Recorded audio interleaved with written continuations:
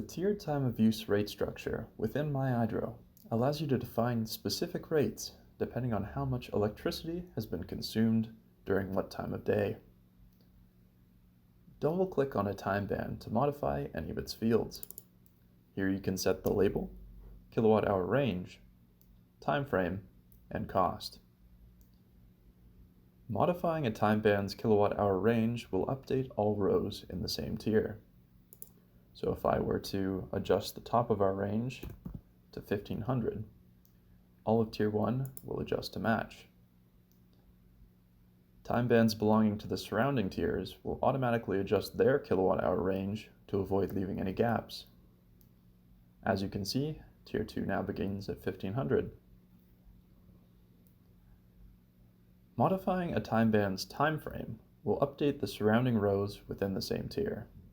So if I were to make this a little bit earlier and go a little bit later,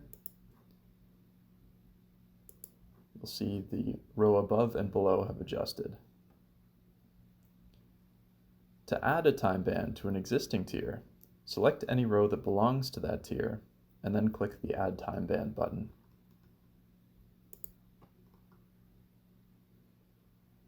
To delete a time band, select it from the list and click the Delete Time Band button.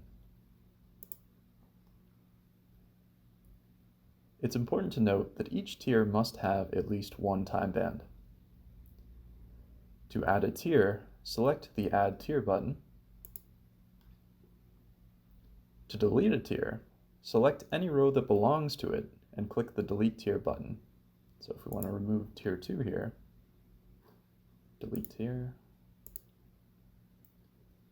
This will delete all time bands belonging to the tier. The keyword max is used to represent an arbitrarily large kilowatt-hour usage.